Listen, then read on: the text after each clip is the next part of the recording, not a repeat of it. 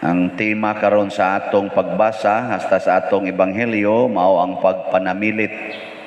Nanamilit si Hesus og naghatag siya og pamulong, pakigpulong nga panamilit. Si San Pablo sad sa unang pagbasa nanamilit na sad. Wa na sad siya kay baw kanus-a siya kutob magpuyo dinis kalibutan. Kamo ganahan namong manamilit?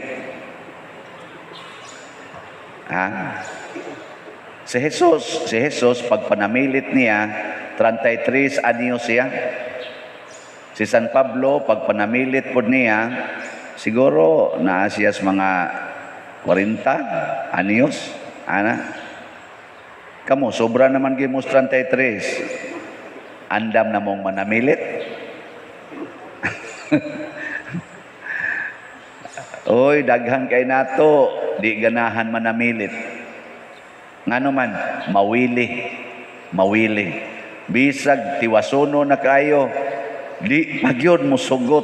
Munang nauso na ron nato kanagyong sana chemotherapy, dialysis, kaning duha tagsara man gyud makabalik anis normal.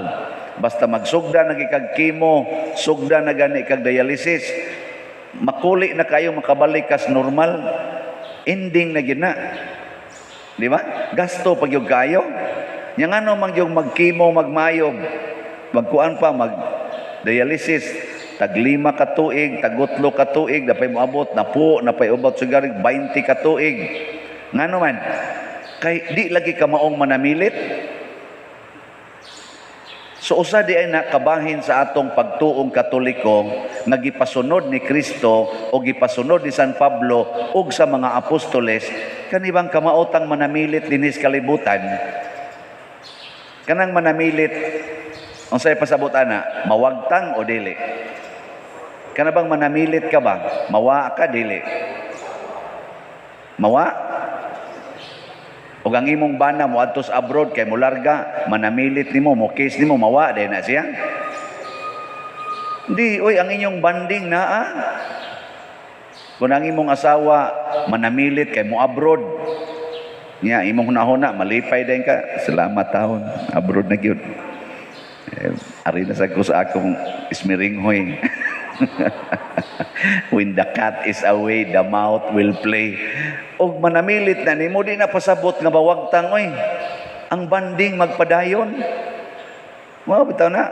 Nakaroon, unsa may banding nga nakapahimo ni San Pablo og ni Jesus nga relax kayong nanamilit. Unsa may ilang gibilin sa kalibutan sa mga tao nga ilang gimahal? Ang gibili nila ang mensahe sa kaluwasan. Wa sila magbilin og house and lot, wa sila magbilin og kanang gitawag tog mga degrees, professional degrees sa ilang mga gimahal. Wa sila magbilin og kwarta, wa sila magbilin og yuta, wa sila magbilin og political influence or unsa diha nga gibilin. Ang ilang gibilin nga siguro kayo si Jesus og si San Pablo nga nakapahimo nilang relax nga mobiya aning kalibutana kay ilang nabilin ang mensahe sa kaluwasan. Kamoron mga ginikanan, kumusta ang inyong anak? Inyo bang gibinlan og mensahe sa kaluwasan? The message of salvation? The good news? Inyo bang gibilin? Sige, pangutanan ninyong kaugalingon. Kay daghan kay na-stress karon nga mga ginikanan kay unsa kunoy ipa-educate sa ilang mga anak. Kinahanglan gyud mo graduate og college. Kinahanglan gyud mas stable sa trabaho. Una pa sila moingon, okay na gyud kog mamatay pa der kay stable na kay sila. Unyag ma-impierno na tanan. Okay ka? Siguro usa. Unsay imong gibilin? Uy, kamo sa may inyong gibilin. Maluwas na kanang inyong mga anak ron? Maluwas na? Kailan na sila Ginoo? Nahigugma na sila sa Ginoo?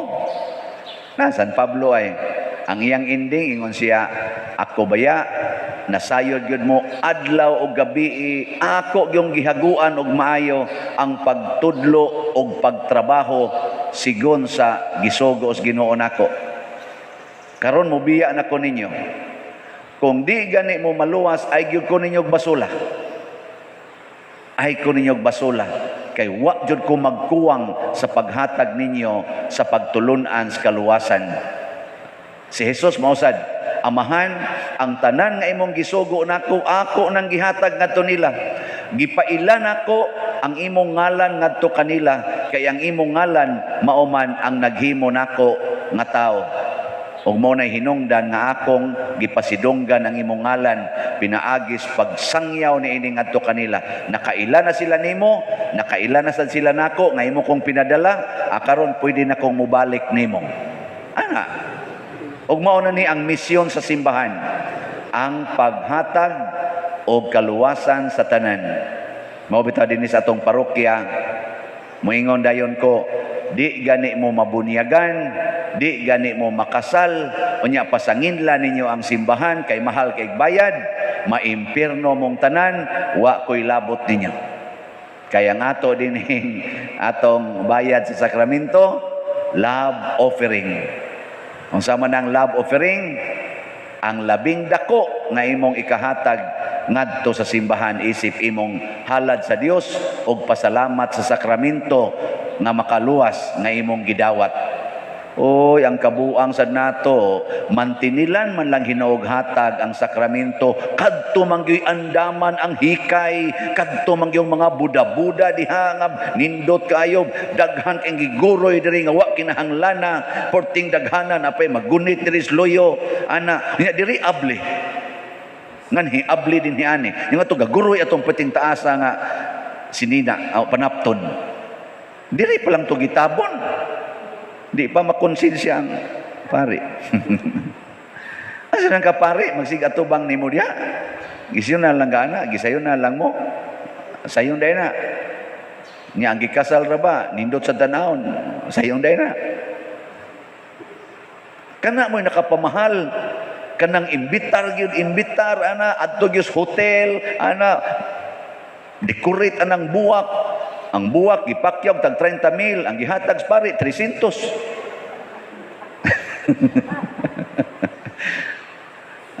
Kaning ako ba, panguan lang ni. Pakonsensya, ginagmay. Unya, pasangin lang dayon nga mahal ang kasal sa simbahan. Mao na ako sad, ningkamot sa ko, dinhi, isi Paris priest karon, pila naman lang sad ka tuig, wa naman sad ko dinhi, maabot ba kag tuig, o basig simana na lang. Ang ako ba nga maningkamot ta para kaluwasan, gugma, love offering, gugma para sa Ginoo. Ano ba nga mga tao ba mo higugma gyud Ginoo ba dili mahigugma nato? Kana ba nga mga tao magsigig handom og Ginoo dili magsigig hisgot nato? Nya kun hisgutan man ta tungod sa Ginoo, kana mo nindot. Kaysa hisgutan ta tungod lang sad nato nga unsa dahi imong pasigarbo gyud. May karon, lingi ako nung na imong tupad ya. Yung tupad ni mo ba? Lingi ya. Pangutan na, andam na kang manamilit. Andam na kang manamilit. Dagan kay din sa ato, kulbaan pa, ihisgot na itong panamilit. No? Ano bang patay, gid ba? Patay. Nakaroon, ang banding na to sa Ginoo, nagpabilin. Si Kristo nagpabiling buhi, si San Pablo o mga apostoles, apil na ang mga santos, nagpabilin silang buhi. Ang sa may meaning ani, ayaw kahadlok pagpanamilit, kay dili na pasabot nga ending. Kung dili, it is a transformation and going home to our beloved Father, Creator.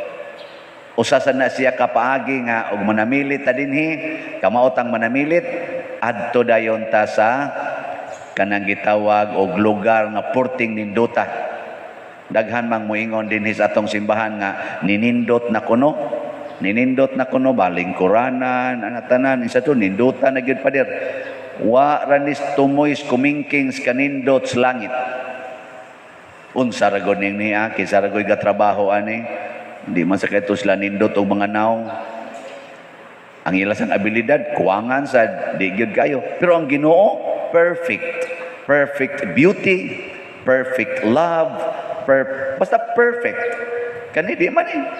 Ang muso din eh, naamay ingon, nindot, pero. Naamay din na ingon ana. Nindot man, pero. Kaniunta. Nagi kuwang. Imperfect man na, kana inyong gilingkuran, nindot na. Pero, pero na yun. Paragos atong Miss Universe, di ba? Kisa to ni Daog. Okay ba? Igtotok nimo sa ni Daog. Siya ay Miss Universe, pero may ka, pero, di man siya maing mulakaw, pero, di man siya maing mutubag. Ngayon ana ba? Nagi, pero, nindot man as Father Siano mo humili, pero, ana. Nya, to nindot gito dito. Langit. Nya, di ka ganahan manamilit din para musod atong langit. Oy kamo mga bana, panamilit na mo sa inyong asawa. Naday ay jud kog basula kung maimpierno ka. Kay ako nagtuman jud ko sa sugos Ginoo. Mingon sa asawa, kanang imong sugal, kanang imong inom, nagtuman ka sugos Ginoo. Mingon sa bana, unya kanang imong yaw-yaw, nagtuman sa sugos Ginoo. Amay na magkinuanay na mo. Mag-check-upay na mo. Ingon sad mo mga ginikanan, mga anak, ay gyud ko ninyog basula ha. Kami ay mig basula ug maimpierno mo kay gihatag naginamutanan nganha ninyo. Nya maingon din yung anak nga di magi ka mohatag og load sa wifi. Mao naman aro ilang version, wifi, mga internet, no? Ambot na ba kay Ginoo diha?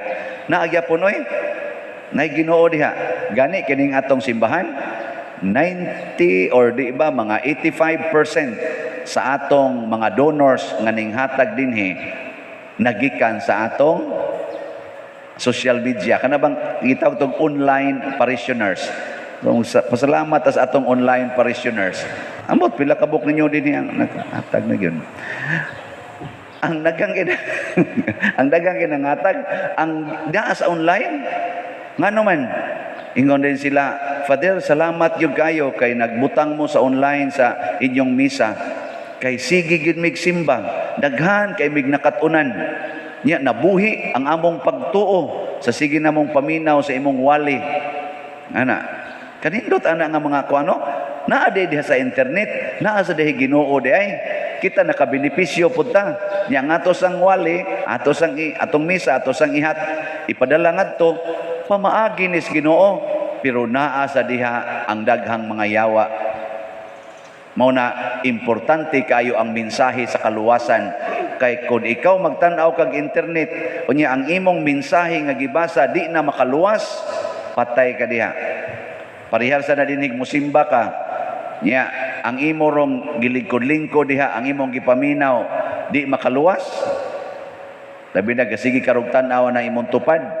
Nga wa mo bayad ni mos utang nya magsikag ingon simba biya kada adlaw pag mo simba sus wa gibayad-bayad or naabaron dihay naglingkod ron ang iyang gitan-aw ang kana sang sigig paningil niya sa utang labi na gitong mo papahawa niya sa iyang gipuy ang balay kay kuralo na nya magsigig ingon hinimbak ing naong da hinimbak kay da hingin lang ni wagi kasing-kasing ning iyang animal.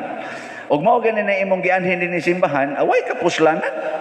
Parihara sa nagmuanha kag internet, ang imong gitan-aw katurag yung mga porn, katurag yung games, katurag yung mga TikTok, kana ra yung mga unsa na diha mga salida, mao ra gani imong tan-awon.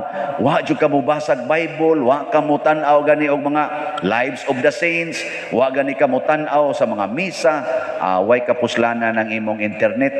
May pagwa na lang ka ni bayad ana. Mao na ang mensahe gyud sa kaluwasan mo'y atong suyupon og maayo. Nabutay nalingaw kay ko karong buntag.